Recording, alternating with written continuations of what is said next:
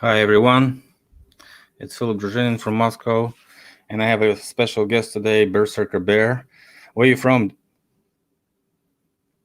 Just unmute your mic. Yeah. Buffalo, New York. Yeah, Buffalo, New York. So that's quite an X, I'd say. How are you? I'm good, Philip. How are you doing? Thank you for having me on. Yeah, just wanted to let a bunch of people that could be interested in what you do, let them know who you are. So just maybe a couple of words about how did you start your research and what do you do for your life? Like, maybe not all of information, but some, what is could be public. For sure. So Berserker Bear is the name of my YouTube channel. My name is Dustin with a D. And I'd like to say thank you very much, Philip. You're one of the persons or the YouTube creators that I look up to and have been watching for a long time as far as when I got involved with the mud flood and the reset in Tartaria. So thank you very much for the offer, and thank you for the opportunity to be able to come on here and chat with you about it. It's definitely a dream come true. But yes, my name is Dustin.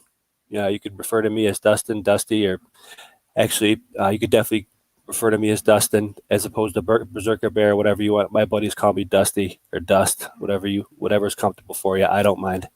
But that's my name. And I got into your stuff probably, Philip, maybe, like I said, a year and a half, 2 years ago, when I was interested in looking up Graham Hancock. And I think I got into this by when my baby girl was born. It's kind of synchronistic like that. I started looking into the flood myths and why they're all similar, from Noah to the Indian flood, they're similar. And I just, like I said, my background, like I was chatting with you before about my background in astronomy and looking into stuff like that. And I really got intrigued with your stuff because it was more terra firma, right?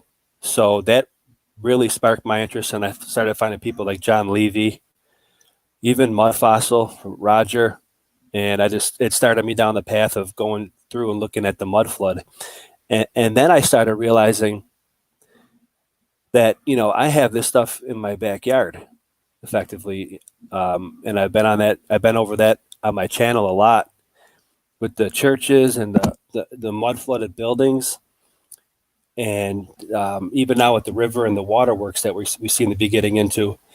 And I found you pretty much. Actually, you're one of the first dudes that I watched that got me into this, like I said. And then I've been down this rabbit hole for about a year and a half. But I've had history of being, a conspiracy hat, tinfoil wearing nut with amongst my buddies. I'll cite this book right here, and I've said it before, but this will be a good history here. Not sure if you're familiar with that one, but a little history on me. I said that I met my wife at the place that I work. I work from home now in commercial collections. I'm blessed to be with my family every day. I'm grateful that I'm still working, and like I said, I have the ability to be with my family every single day. So in the midst of all this stuff going on, I'm grateful and I'm very lucky. But to come full circle with the research, I read that book back in 2000. And ever since then, it was like I was gung-ho for looking into all that conspiracy stuff. That's William Cooper's book, Behold a Pale Horse. That might trip some algorithms at your company, but it's been a rabbit hole ever since. And a lot of stuff that's in that book is coming full circle. That's going on now with it, what's going on now politically, even all the information coming up. And it's interesting that, number one, that it's coming full circle with all the stuff in that I read in that book in 2000. And the mud flood connection that seems to encompass what are the general ideas of that book? So it's effectively what I would refer to as the Illuminati Conspiratorial Researchers Bible, I guess, as far as how the factions of we'll just say the factions of the Illuminati have infiltrated into the government. And what William Cooper does is effectively break down how it's done through the Tavis. Tavistock method subliminally, even to go so far as to say how the satanic church infiltrated the ranks of government and military and how deeply rooted it is. And he wrote this book back early. I don't even know what the copyright date is, but it's pretty much a handbook for how the Illuminati and New World Order and Cabal, from the Trilateral Commission to Foreign Committee. The International Monetary Fund, all the international bankers, and how that they infiltrated and everything.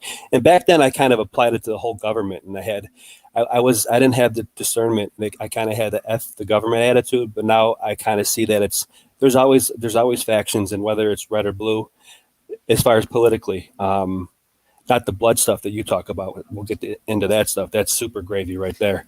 It's above all that, and it's like you referenced in your video earlier. I listened to that. It's like it's oligarchy stuff, and it's aristocratic control. It's literally playing out right now. It literally is. I think we're seeing it. We're watching the dust. So they kind of the author kind of describes all the parties, all the the interactions, the procedure, the operation, the control, and managing.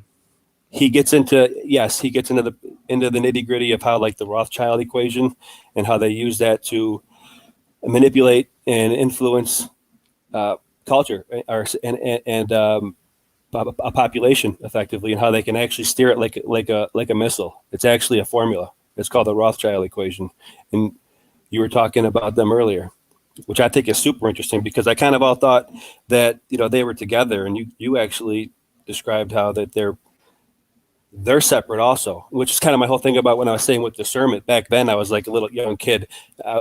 Reading that book as a young kid could be dangerous. Not dangerous. I shouldn't say that. It's actually, I'll take that back. It shouldn't be. It's actually very informative. Maybe for someone who's misguided, it could be, okay? But to have that information, and I wasn't able to apply, for example, the discernment and what you addressed earlier in your video about how, like, the Rothschilds and the Rockefellers are actually different. I would have just painted them all with the same brush, even at this point in time in my life. And I've been down this hole for a while. That's super interesting. But yeah, it goes down through and explains all that stuff, and the Tavistock stuff, the subliminal stuff, and how it's been implemented, what was going on at the time when he wrote it, and the projection of what can happen. It literally, he kind of forecasted all this stuff with the social justice warrior stuff, and how they infiltrate on a level that the ordinary person really can't comprehend. Well, you look very confident with what you say, and I think you into some sports or something, right? You look like very sportive person. Yeah, I played sports in high school. You know what? I actually grew up in a neighborhood where I with a bunch of buddies, and there was a town boys and girls club in my neighborhood.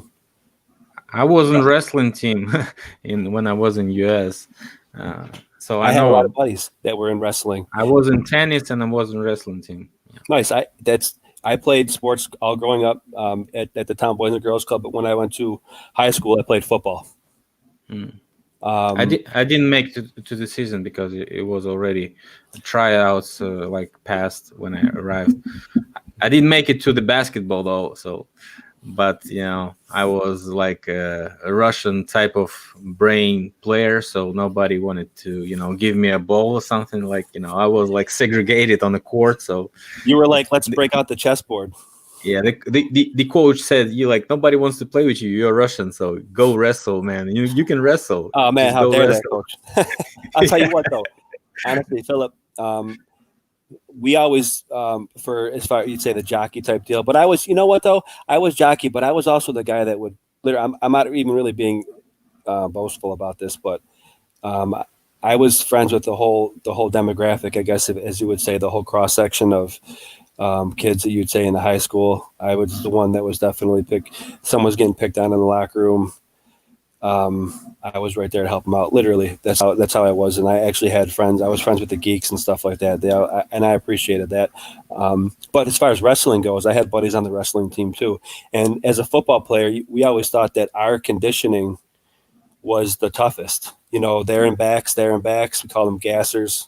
But when I got wind of our buddies who were wrestlers and their conditioning, it blew our conditioning out of. I couldn't believe it. It blew our conditioning out of the water. So your endurance, and it's required for what I mean. Literally 3 minutes, not even 3 minutes, 30 seconds of wrestling hardcore. If you don't have that conditioning, it's murder. It's curtains. Yeah, I always get a pair with heavyweights because nobody wants to wrestle me because I was very good in Greco-Roman style. So I just was throwing people on the court. So, and they always gave me a heavyweight. So I was 135. You know, it's just unimaginable difference. And my brother was, yeah, and just tried to wrestle heavyweights on whatever. Yeah. So I wanted to talk about what you have found near your area. And maybe you can describe us a little on what type of theory do you have on what was happening in U.S. in 19th century? Wow, that's a mouthful. So yeah, let's talk about that with my channel that I have, Berserker Bear, on YouTube. Effectively, the aim is to, when I say bushwhacking Tartaria, with in keeping with that, like I said earlier. In Buffalo, we have a lot of the architecture, a lot of the old world architecture that we think is from what you'd say Tartarian architecture and build out and red brick. For example, red brick. Yeah. And here goes a spike from railroad track in my Gulliver's Travels, bushwhacking Tartaria. So yes, what I found is, number one, we have a lot of architecture here that looks like it's Tartarian build out and looks old world, like we talk about, like it's like we came upon the civilization. And what I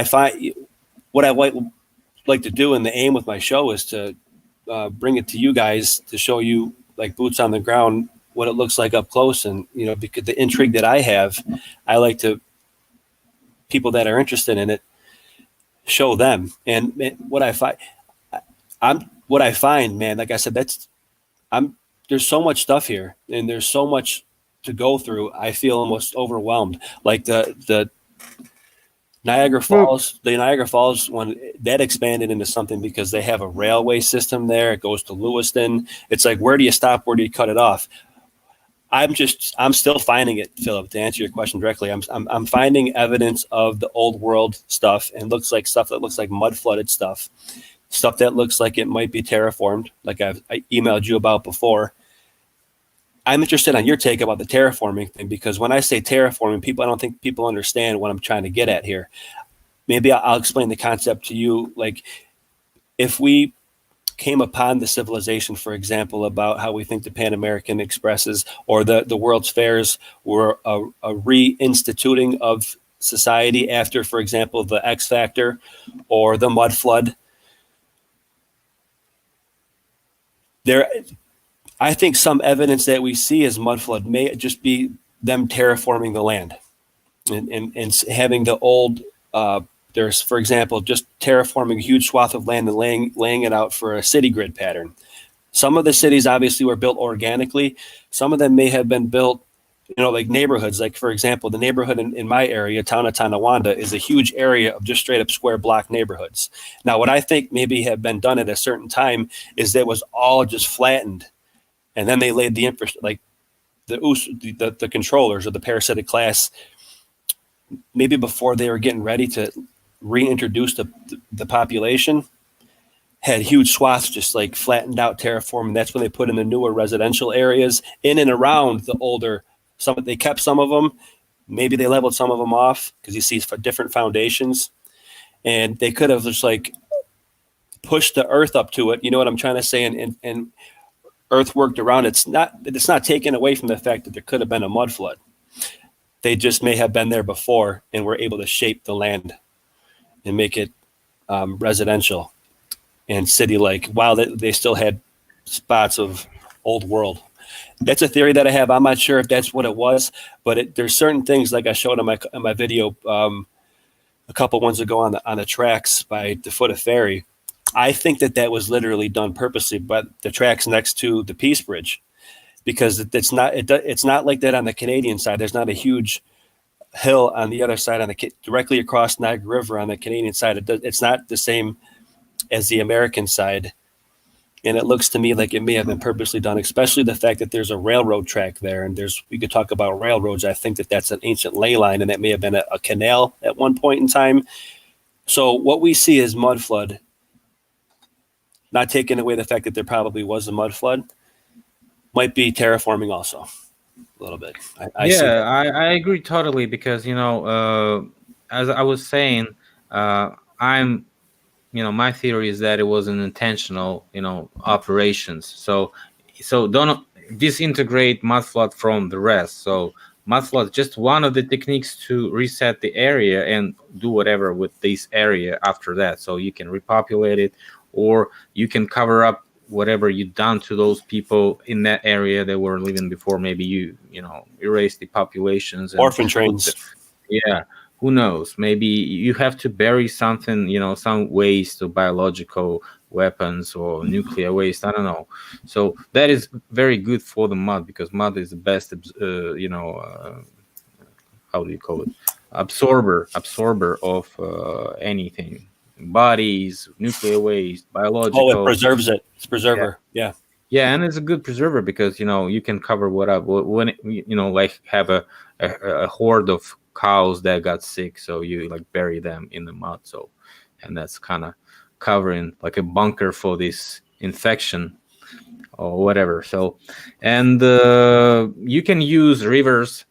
Why not? So you can use dams for this technology. You can use the rivers. How do you call it? They mine for sand in the rivers in Russia. I don't know if they do that in America.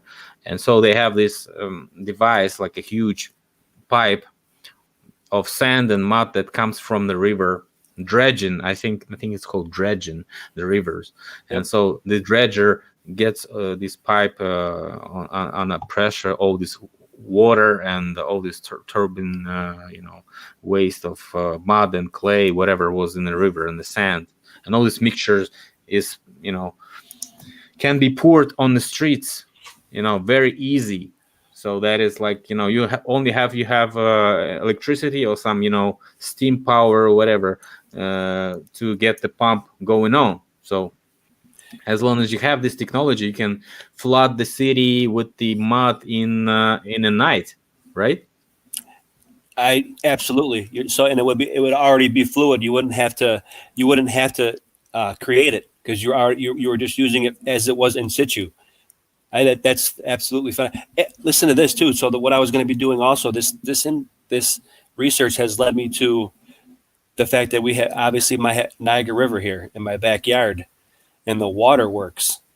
Like when I look up on some of these old maps, in the area where it says that the Peace Bridge is, where I think that the foundation, the piers were probably here before. I don't buy the caisson theory. That's a whole nother bullet point. But right next to the Peace Bridge, there's an old water pumping station, and there's actually an old waterworks right in the middle of Niagara River, Philip. Now that's one of the main cruxes of my past couple videos, is how did they do that? It seems that they had some kind of control of water, of current, because I don't think that they can do that right now with those caissons in that current. So they were doing something with it, because they have tunnels that connect, and I just put this out in my last video. Tunnels connect from the Massachusetts pumping station under the Peace Bridge to the old Fort Porter H.G. Ward pumping station.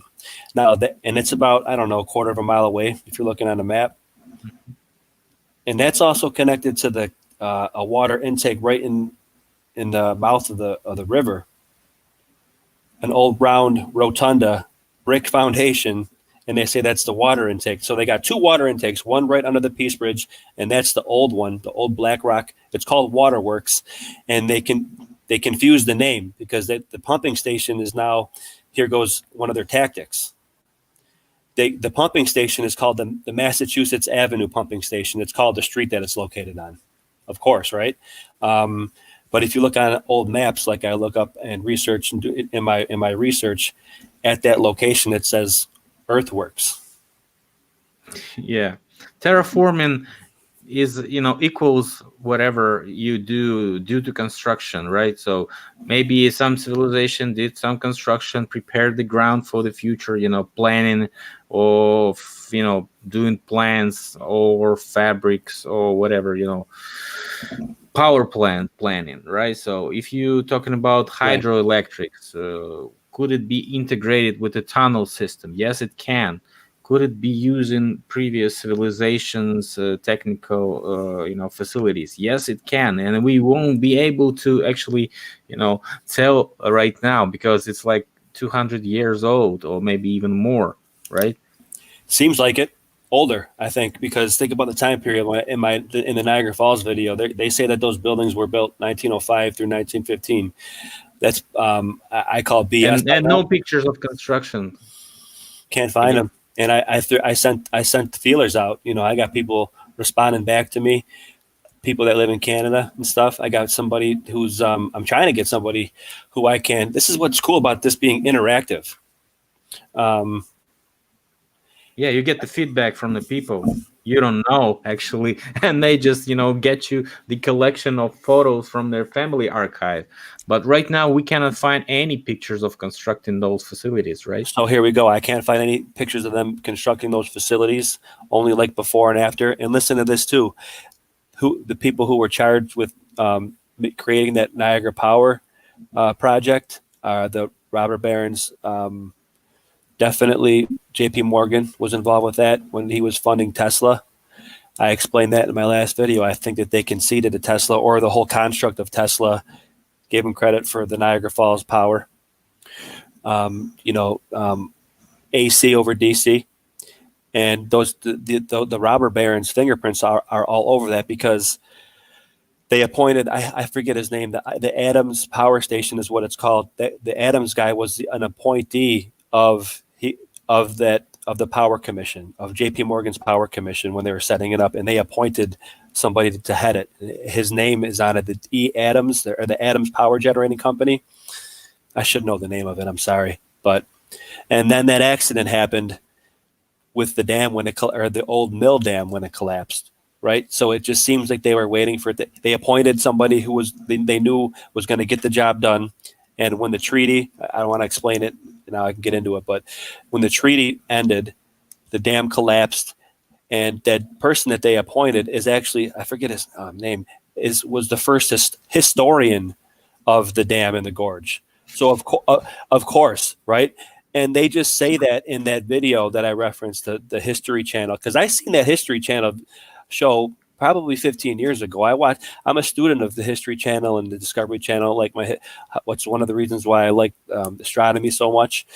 I watched that stuff. I ate it up like gravy back in the day, big time. So I remember that. And another thing I remember it is watching the building of the Brooklyn Bridge and how they try to explain caissons.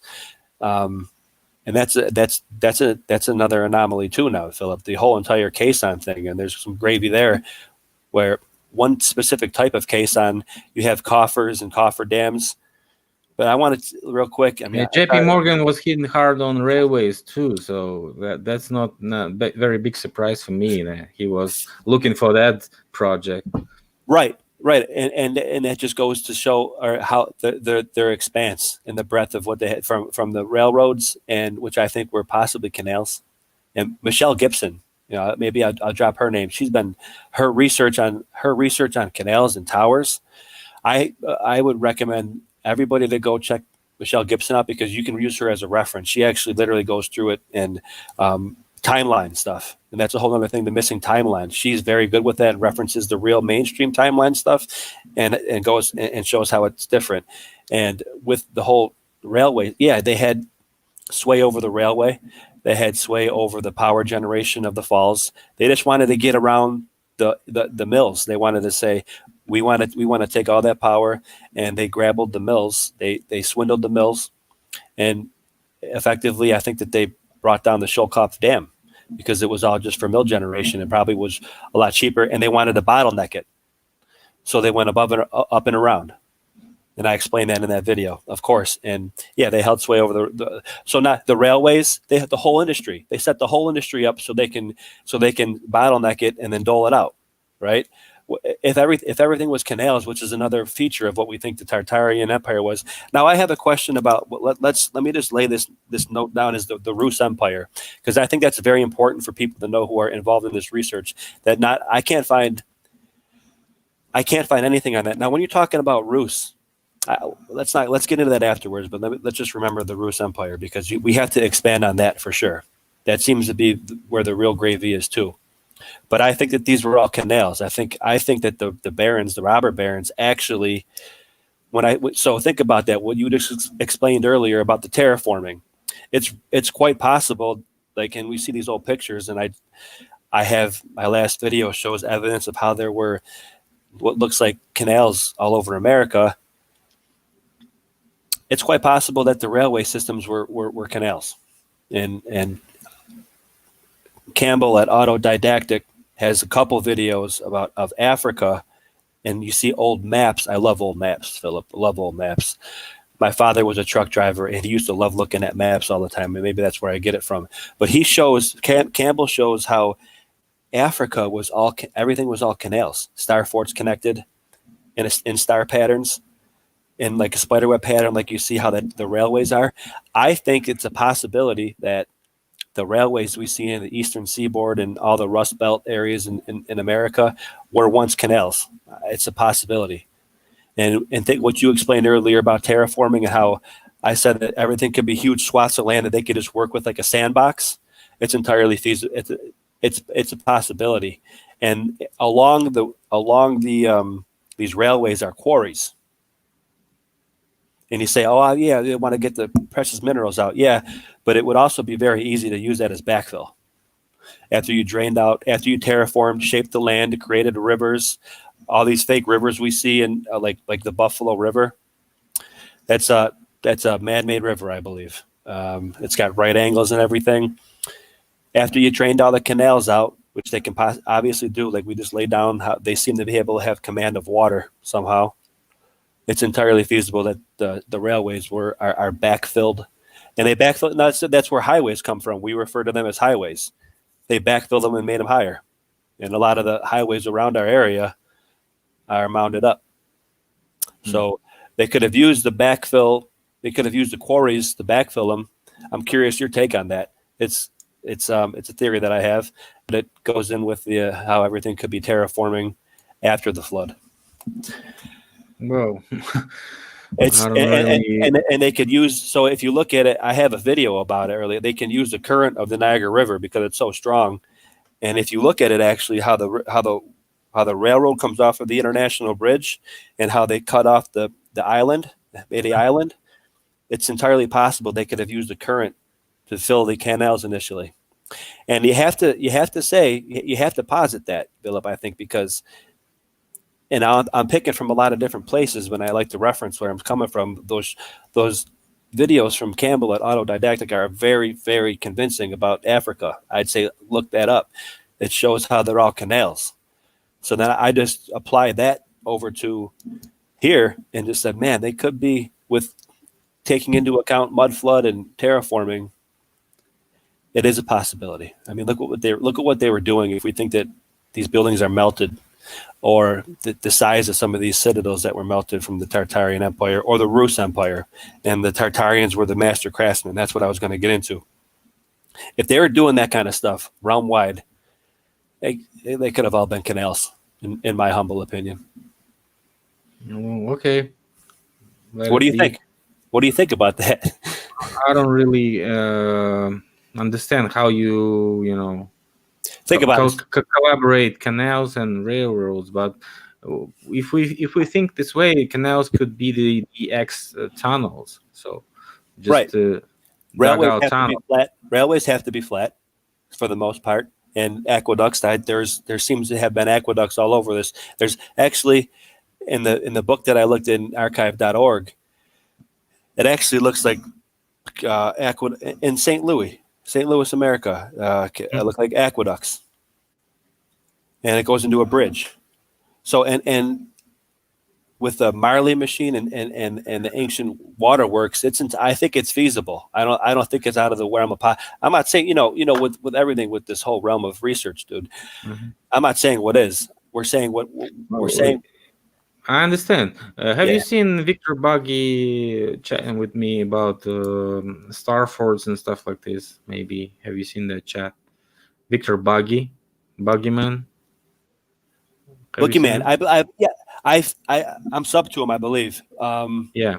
So we were talking about star forts and the connection between star forts that could be actually tunnels, and one of the theories that was they were using water to like a line of information channel. So and that could be like a blood vein system of the organism, the tunnels and rivers, which are often located near the star forts or on the star forts, exactly on the star forts. So that could be stations of the previous transportation system, and also the rivers and the water could be used to transfer signal like an internet or whatever, because water is could be transferring sound signals very fast. So what do you take on that? that's a Disney truth drop right there. Water holds the memory. I 100% agree with that. And a feature, a very common feature of star forts is water, either being around it or going through it. And I think that they were either getting energy from that current, from the current of the water. You know how they play with the words. That's where they derive the current of energy from, is the current of water. Yeah, every star fort seems to have or be around water or have an intake of water and an out of water. And regular historians will be like, well, yeah, that's for your water, but it's easy to say that. But yeah, I think that they were using that water in star forts for either generating the energy or using them for harnessing in some way similar to what, because there's a lot of there in ancient, in those pictures, in those, inside of those citadels, there's a lot of those churches with the spires on them. So you think, were they centers for either healing? Was the water healing? I mean, Well, my also, theory, they had everything was like a double, triple purpose device. So nothing was like a single purpose device. So they were like these smart, so they can use it any way they want. So I mean, and that could be the best form for this, economically and financially explainable. So or for to moving massive objects. Okay, right there you yeah, go. An application, or it can be used in a lot of different applications. it's us that are disintegrated from each other. They were like integrated into those centers of technology and production, which were obviously the power centers, which were the Starford shaped bases of those miners or whatever city managers, which were collecting people around those energy centers, and that could be providing power to the future people that can arrive. I don't know That's what it seems that. like. So that's what it seems like, and that's a good another point to get on, because okay. So in keeping with that, it seems like they were benevolent. It seems like they were trying to offer the free energy or healing or whatever applications of building these beautiful structures, right? That may have been massive. These pillars that have now been turned into the obelisks. Those could have been resonant things also, but it seems that they were being benevolent with it and not using it for nefarious purposes. That's a major point too, because that can lend credence to what's happening right now, and that the controller is now parasitic. And you're super intelligent on the political side, and your the video earlier was awesome. It's a lot of doom and gloom though, and I hate to be guilty of being willfully ignorant, but I like to think of it as more like glass half full. We may be on the verge of, it's possible that we may be on the verge of experiencing something similar to that. And I think that that's very important to put out there, to not to just be reckless with saying that. Look at what we're studying here. We have to be able to say that could be applied here. Whether or not the intent of the current controllers. Now, I have a theory on that. I'll say T2, that will remind me. T2, Death Blossom. But I think it's very important to put out there for people that follow and that are, because that's why I think this is an all-encompassing rabbit hole, the mud flood and even the flat earth, or whatever your take is on the shape of this realm. It literally matters not, but it is all-encompassing. It's almost like this mud flood rabbit hole does encompass all of them. Yeah, it literally does. So then you can kind of step back and look at 100,000-foot view and try to see all the cogs working together. And it's, for me, I think that it's a possibility that when we're talking about the benevolent Tartarian Empire or the Masons, right? I guess what you'd say the Ruse and maybe Rurik. Are you referring to Rurik when you say Ruse? it's all the same. It's all the same word. That's coming from Scandinavia, though. Rurik would have been a Viking, and he originated. Rurik in Russian is a falcon, actually. So that is the Slavic, right? Is that who you're referring to with Ruse? No, it's just an official information, because if we research ancient past, we always find some official sources and read them. So we're supposed to be knowing the history more or even better than the officials. So that's why, interesting, Philip. That might be the nexus then. Is because the way the way I understand you applying it was that there's a Tartarian who seem to be the master craftsmen, and then the actual empire itself. No. Just we have I think the etymology of Tartaria, but is like a little bit different. So we had a video with Victor Buggy discussing that also, and it's all connected to mining. And so I think Tartarus is just the mining wastelands of the previous empire. So this huge mining area that was mined, and actually all the resources were collected here in the Russian, Siberian region. So I think, and that's what we see right now. Most of the gas and wood is collected here and just sold in world. Whatever country wants to buy it can buy it. So, and I think that gas powered empire could be that Ruse, because everything is connected to this word. And so, but I wanted to thank you for your idea on what you said on healing properties of the buildings, and that could be actually the idea of that it was integrating people inside those towns, because they were obsessed on on the lifetime. People wanted to live longer. They wanted to prolongate their lives. That's what we see in elites right now. They're trying to. Right. So this is ancient idea. So the people were living longer, and those who had the technology, of course, those who didn't have the technology lived, regular life. So this is what is the privilege of those who know that technology. So they live longer. Yeah. The intent, right? Interesting, Philip. I have a book here from copyrighted 1953 that has definitions of Tartar in it, and it's one of the books in my grandfather's library that I got all put together here, and I have a lot of these old books that I'm looking through, and it's got a lot of synchronicity here, and and the definition of Tartar is interesting because it means a lot of different things. Tartarus, and they even say Khan in it. Like, obviously. So it's like one of the most popular names of Tartary was Tartarus. So it actually means, if my definition is correct, it means the mining wasteland of Rus. So it effectively when you say Tartaria, it's obviously more of the concept of the actual what was left over of the former empire. Effectively, it's more like, of it identifies the trope of it.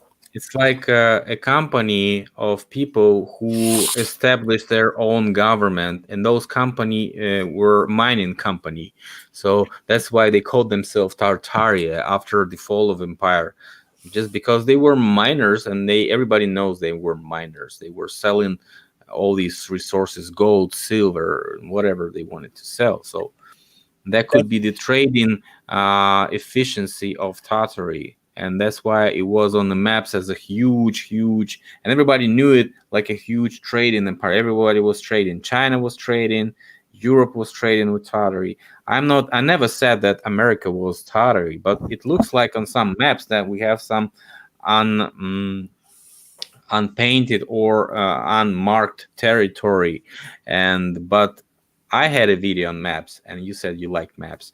I had a video on maps, and I was saying there was like a good idea of how maps could all be fake, because they seem to look fake. And you might as well watch that video. Next time we chat, you tell me what do you think on that take, because literally most of the maps that we know from 15th, 16th, 17th century trying to contradict each other, and in certain points they are very detailized and look very good. So if we compare 15th century, 16th century, 17th century, and 18th century, they look rather good in the same condition. But how did they manage to keep them in the same condition back in the days if they didn't have any archives with this very good temperature conditions and humidity conditions? How did they manage to keep them all safe together all those centuries and give us all those maps from different centuries with the same conditions? So that was my point. And I was thinking that they also edited all those maps in 17th, 18th, 19th century and presented us all those fake maps. And right now we're looking at the fake maps. It seems so, or what they want us to look at. Right, exactly. And that may be a characteristic because it's a hallmark of showing us a whole bunch of different stuff and getting us confused, because, right, there's a lot of old maps that show lands past Antarctica. And this is a good book. This is one of the books I read for old maps, talking about the old Mercator maps. And his first chapter tells about old source maps, where these maps that we're looking at, like you just described, that are all different, are actually seem to be referencing older maps that somebody has had reference to at some point in time or access to. And that just begs the question of another, to me, it pinpoints another bottleneck where somebody was able to control the narrative, bottleneck the information, the data. And it seems to be a hallmark of what we call the controllers of the parasitic class or whatever. And that's a hallmark, literally, of. I mean, I might as well call a spade of what the Jesuits do, of what we know of the old Roman Catholic priest who came here. And actually, that's a history of the Niagara Falls, Father Hennepin. And another video I like to do also is another Father Baker, who was responsible for building the Buffalo Basilica. And I have a question about you for that. Because there's a running theory. He was not only responsible for building allegedly the Buffalo Basilica, Our Lady of Victory. It's like an old world Tartarian.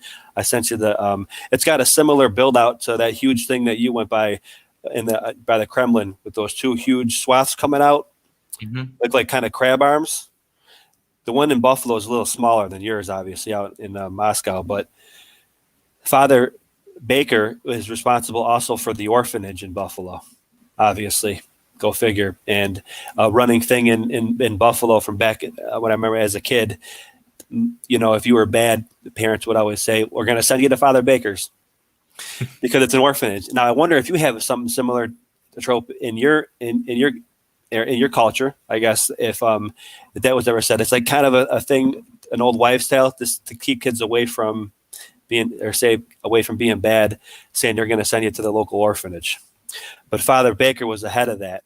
And it's just interesting to me with the whole changing of history that he not only was responsible for one of the biggest orphanages back at the turn of the last century in Buffalo, but he also allegedly was responsible for building that basilica, which is old world, because the former church obviously had a fire and it was destroyed, right? And they got the funding from some banker, and there goes. And the pictures of that are suspect also, the whole idea of a cow knocked over a lantern and burnt the whole city down. And there goes the reset. Yeah, every time you start to research the 19th, 18th century, you always find the fires and floods, and everything is, burned.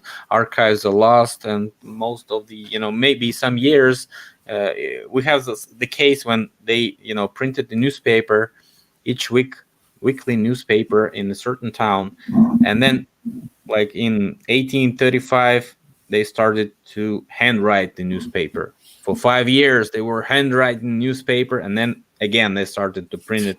So that ID's another bottleneck, seemingly. They're able to bottleneck it, right? So think about how the breadth of what we're really talking about, the endeavor to literally put a facade, with a facade on the actual buildings and a facade on reality. Literally, it's literally like that. To come full circle, what we were talking about earlier, as far as being positive about it, it's possible that we're literally witnessing. It's interesting what you talked about earlier in your video. I keep on referencing that though, but the oligarchy struggle. I think it's a possibility, Philip, that we're literally witnessing the death throes, or like the death blossom of this parasitic class. I'm very serious about that. I mean, it's crazy right now. Unprecedented stuff going on from the whole entire realm. As far as from our context of being able to remember, obviously there's some stuff that went on back in the day, Spanish flu and everything, and for context. But as far as our lifetime, unprecedented. And with the Behold the Pale Horse and the Rothschild stuff and the Rockefeller stuff, and bringing it to what I just said about how they facaded not only the architecture, but reality to a very large extent. And the average person literally walking down the street maybe doesn't know about it because they don't need to know about it, but they just don't know about it. I think it's possible that we may be on the verge of experience maybe a small portion of what we would think of as what they maybe have been doing with those star forts and the free energy and healing that we are researching. Because we are researching that. It seemingly did happen at one point in time. We talk about history is cyclic. There's nothing new under the sun. So you have to talk about the possibility that is a possibility. I'm making sense there. I am the eternal optimist, and I probably am to a fault. But it's gotten me to where I am now. I started this organically, and I'm talking to one of my dudes that I look up to. So there's something to be said about that. There's something going on with the aether. There's something going on with the energy in the realm right now, and it's like the yin and the. There's a lot of suck going on right now, but it's just like a wave. There's a crest and a trough, the yin and the yang, the as above so below. For as much suck is going on, there's so much. There's also equal amount of positivity going on, and like I kind of addressed earlier, for my circle. In my sphere of influence, I'm working from home with my family. I've known people that have lost, my brother had to close his business down, but he's already working again. There's positivity in everything. And if I could lend any kind of good insight and ladle half full, it's a possibility that we could be on the verge of experiencing that benevolent energy. Again, in some capacity. Obviously, it may be like I think about it like a product, and how they, in business or in production, how they release a product, and they have a series of version 1, version 2, version 3. Like for example, a pen, they have the whole series laid out before they introduce number 1. It's called planned obsolescence. They might drip it out, right? They're gonna sell the first version. For Google, like as far as the iPhone, when they came out with the first iPhone. Damn well that they had all the technology that they had for the second, third, and fourth. They just start at the first version, so they can bleed you the second and third. It's actually a economic term called planned obsolescence, and that may be what they use to try to bleed out the free energy and stuff like that. I don't know. I'm curious your take on that, because, like I said, a lot of people talk about doom and gloom and famine and the economic world collapse and everything. I just really don't see that, or the AI stuff and Skynet taking over. That doesn't ping on my radar whatsoever. But I'm curious Yeah. as to what you think about the whole glass half full aspect, I guess, if you will. Well, I'm a pro in marketing, so I have a marketing specialization and MBA. So I tell you what, so the world is full of surprises, and as long as you research the marketing strategy and how all this targeted advertisement is constructed and how it supports the future selling you of the products that you got getting abused. Actually, you get abused by your brand. You're a slave of your brands, and you're supposed to buy it sooner or later, from time to time, or maybe each and every day, because you like the brand, and the brands totally suck you in. So, and I was talking about brand as one of the key terms in Mudflood Reset, you know, understanding, because branding is brand wall, and brand is a cover up for what was actually happening to that or this company, this or that house, or this or that computer, because brand malware is also Exactly. used in computer. So I wanted to show you this unusual payment gradients with prisms that are found in Moscow under um, the during the work under the pavement. So, and the interesting situation about them is that what they say, cast iron gratings made at the turn of 19th and 20th centuries were found under a layer of asphalt in the sidewalk. One of them was badly rusted, but it turned out to be almost intact. Moreover, most of the light prisms were missing. Other times were less spared. Not only the windows, but part of the grill itself were lost. And let you show how it looks. I love this stuff. Yeah. During various excavation and construction works in the center of the city, antiques are found quite often. All finds are described, photo and video recording and is carried out. Samples are taken for examination to establish the age and the composition of materials. The place of discovery is put on a unified archaeological map of the capital, and the data about them are entered into catalogs, said the press service of Moscow City Economic Complex. And here's what interesting: light prisms. So this 1881. exactly, yeah. So they were invented in 1881 by the inventor from Boston, James Pennykick. So I wanted to ask you to research that Pennykick invention, and Absolutely. Let me how write did that he down. come up? What was the use of those light prisms? So they came to Russia from Europe and were used in Moscow to illuminate basements located at a sidewalk level. The prisms refracted light rays, which made it possible to effectively illuminate underground rooms with daylight. So they created this invention, was created to solve the problems of the mud flooded facilities that were excavated Okay, and used I see what you're saying. yeah. So that's my and also this article also the examples of how they use it right now. So they restored those rusty things, and Oh, there. Okay, that gives you scale. so they use it right now, and also found this pavement under this excavation, clinker red bricks roads. So those this is quite a technology for ancient times, I would say. And also these things like ceramics and stuff, like coins, and the brick blocks or something also Oh yeah. were Okay, I found see. Yep. underground. And this is the wall. I was also filming it. It's near my office. As you can see, the mud flooded building is on the right over here, and the windows a little bit. Let me just. Can you see this For sure. on the right?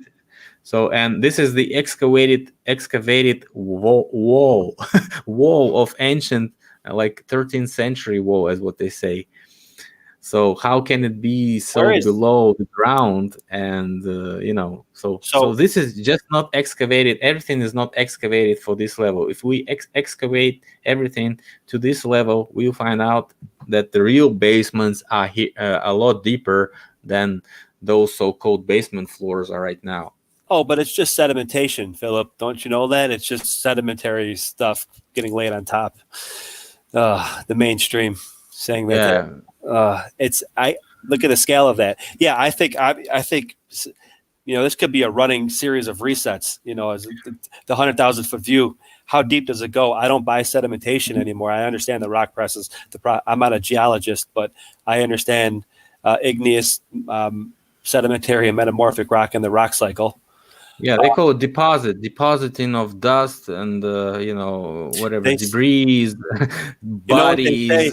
You know what they say. They say, but then they get caught. They get caught with their pants down, Philip, when they say that things that are above sea level tend to get eroded, and things that are below sea level tend to get filled in. But how do you explain something like the Sacred Valley in Peru, where it shows both evidence of both, and that's above sea level by thousands of feet, with Pumapunku and stuff like that, and Sacsayhuama, and they say that they drag that stuff. So that sedimentation theory, or it doesn't hold up for every single thing that we see, as far as observation. It doesn't. It Yeah, doesn't in hold, Russia, it in Russia, doesn't hold they true across everything. It really doesn't. officials gave it a name. They call it cultural layer explanation. So like the culture lives and doesn't even care what's going on around them, doesn't get sick because of cholera and other disease, plaque that could be easily produced by all these Corona. waste that nobody picking up on the streets. Nobody knows how to they know how to build those beautiful, marvelous constructions, which nobody can repeat, Right. and do right now. We do stupid box constructions and all these high-end constructions, but nobody actually can repeat it. And Somebody knows. Somebody holds it. Somebody holds the key, Philip. I think somebody. yeah. I don't mean to interrupt you, but somebody still knows how to do that stuff, and they systematically dismantled and took components out so as to hide it. But you know what? Just as they record their history, the Phoenicians or whatever you want to call them, or the controller pair, they record their history, and it's probably not accessible to us. And you know what? To be honest with you, we talk about the Smithsonian and the Vatican Library. The true secrets, it might not even be there. They probably are, but man. Somebody still knows the secrets on how they did that. I don't think it's completely lost.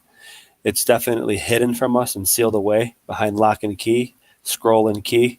You know how these psychopaths communicate via symbolism. It's their down. It will be. If it's not their downfall, there at least will be their identifying. It will be their identifying feature is their communication via symbolism. They're literally the people that they're controllers and handlers. They literally treat their subjects like NASCAR drivers, how they're a walking billboard, but it's not visible. It's only visible to the people that know the code and know the symbolism. Whether it's an actor or the thespians. I love that theater. These rich people, oligarchs, they love laying down we call them truth drops in the community, right? But they're recording their history and they're showing it to us. It's part of their sigil credo.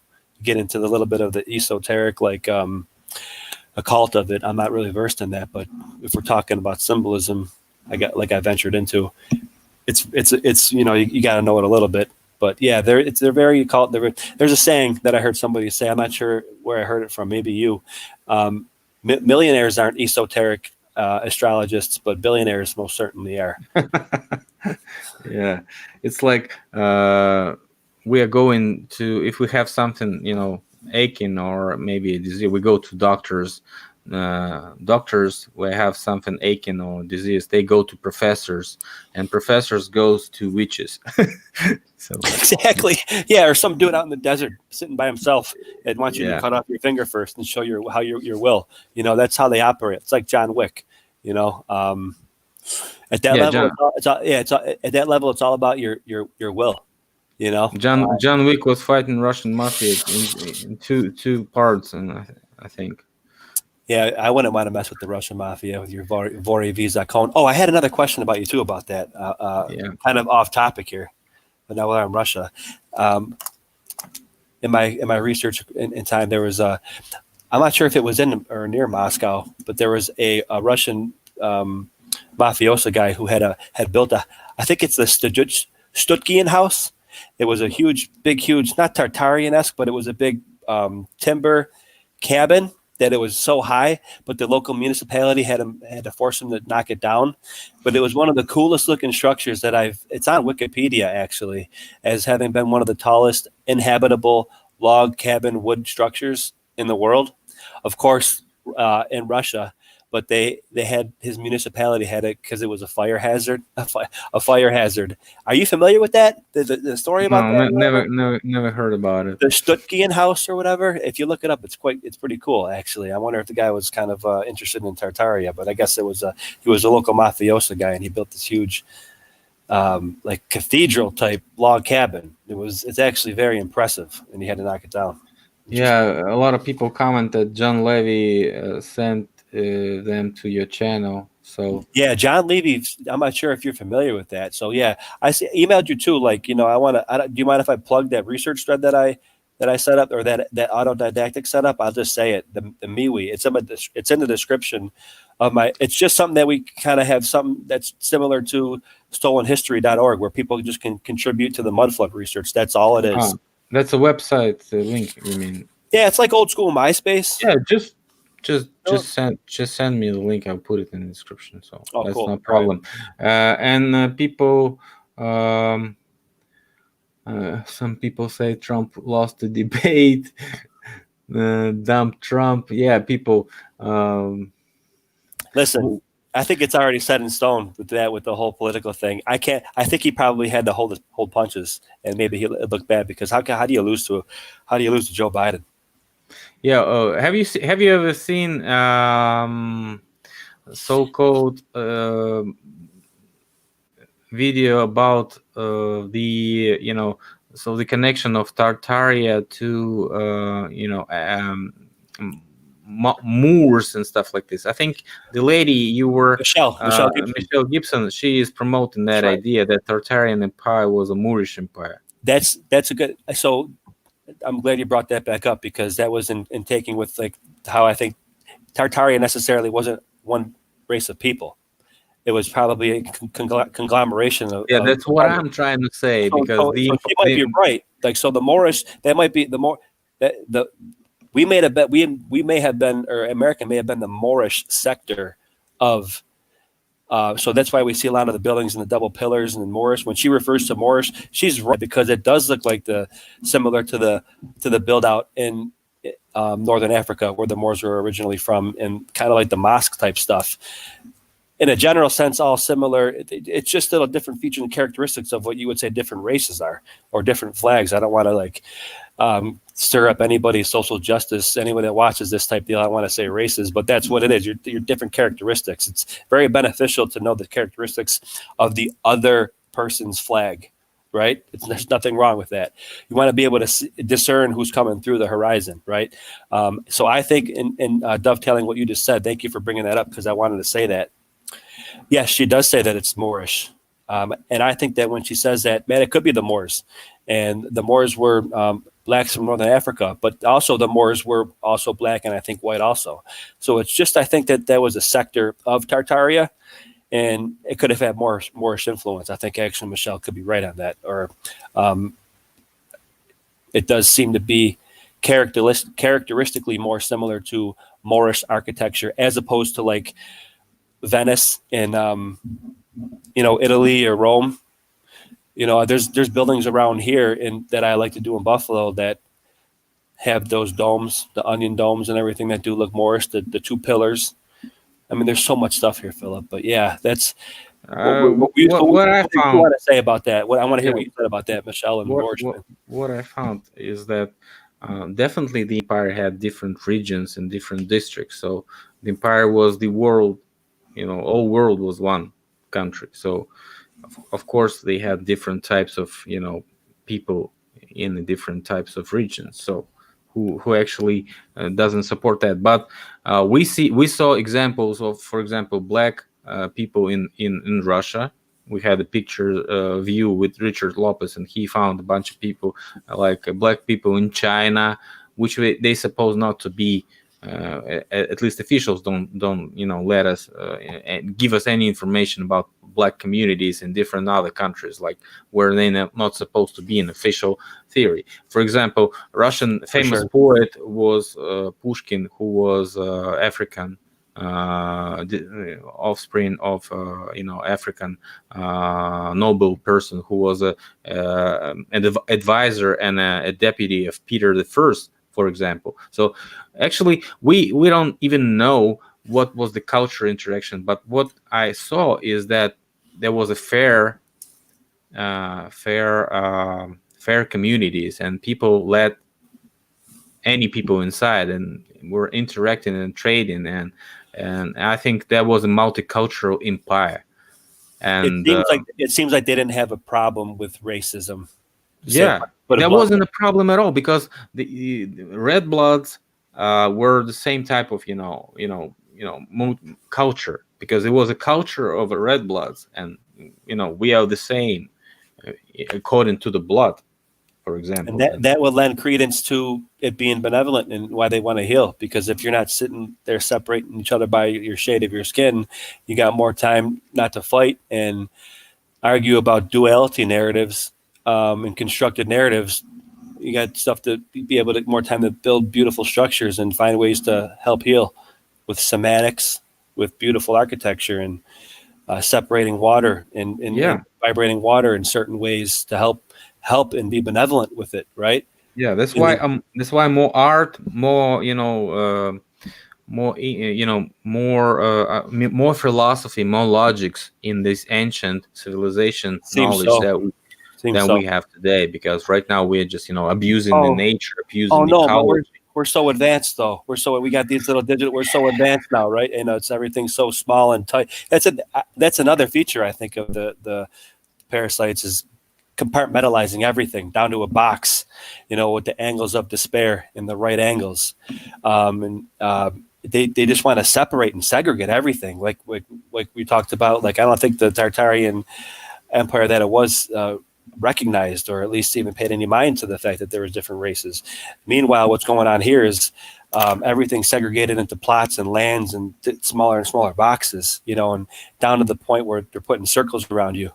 Kids in school now, and putting a box around their desk to get into what's going on with we just got an announcement that our schools will be closed for 2 weeks since 5th of October so 18 days of vacations. I would say this is just a next step for remote distance in education that they're gonna perform, because they don't want people to be educated. They don't want this contact with teachers. They don't want this teacher soul that could be enlighten the person. They don't want communication between kids, exchanging of those bacteria that kids have, those germs, good flora. Yep. Just breathe in while you walk to school and from school to home is good. For example, if you stay at home like I did for 3 months, I think we had this lockdown in Russia during spring, so I gained like 10 kilograms. That wasn't very good for my health, I think. So they do that. It's a concerted effort, whether it's what's the narrative to get at Trump or whatever. And because I think that you and I can say that we're both downstream from that, but it has to be spoken about, like you addressed earlier. I like how you do your politics stuff too. They did that purposely to segregate people, keep you away from that social interaction that's vital and necessary for community. They're covering your face now, so you can't. Yeah, no emotion. Kids aren't going to be able to discern emotion. So again, glass half full, though. I think that this is like, listen. I mean, they're pressing reset on narratives with the whole race thing. Like, I don't think that they have anything left. Now, I know it's bigger than that, and the oligarch stuff and whatever, but those are the tools they have to operate with us, because that's the only way they can use it through influence, right? And they're running, I think the fact that they're pressing reset on number one, racism, I just can cite the busing riots that happened back in the 70s when they assimilated school systems. This all happened before, and now with the wildfires that are going on in California. Now it's global warming again. They're trying to press reset on these narratives, and I don't think that they can continue to do it. Whether or not Trump is going to come in and save the world, I don't think that whatsoever. It's more of the general consensus and the zeitgeist of the people, and that seems to be elevating, whether it's the Great Awakening or whatever. And again, we could be on the verge of seeing that. And with all this stuff that's going on, covering the face, and like we were just talking about, I think it's a death blossom of the parasitic race or whatever. I'm not sure if you're familiar with the Terminator movie, Arnold Schwarzenegger. Yeah. T2. At the end, when the bad guy falls into the molten metal, and he's showing all his faces of death, and that's effectively, and he's thrashing around. I think that's effectively what I call the cabal might be going through that process right now, throwing everything out there in their death spiral. And not to say that they're going to be completely gone, not to say this is going to be, a benevolent utopia, but with the planned obsolescence, and because you can't give the society that. And this is like a hypothesis, obviously, but it's possible that we're witnessing their death blossom, and there's going to be some very interesting times coming up. It might be a little bit more bumpy, but there's a light at the end of the tunnel that we're all in. And I like to use the analogy that light at the end of the tunnel that we're in, Philip, that we're all in together, isn't in my opinion, it's not an approaching freight train. It's daylight, and we just need to keep doing stuff like this and going towards it. And I think it's a lot more greener pastures in that daylight. I hope you're right, man. It's like we say, let's put your words in the ears of God and let it be so. Yeah, put it in the aether. Yeah, so it was nice to talk to you, man. And so I think everybody enjoyed the conversation. Yeah, I'm really fat right now. Yeah, I'm trying to, How dare they? They didn't say that. Yeah. So trying to walk a little bit more. Get out, walk around that. Yeah, and go into fitness was closed all summer. Nobody. Hey, I'm not judging. All the gyms were closed, and so all I could do was swim in the sea. So that's it. So all the gyms were closed. Thank you, Philip. This was awesome. I really appreciate this. Yeah, thanks for coming. Yeah, and we'll talk soon. Yeah, see you later. Okay, Bye. Take care.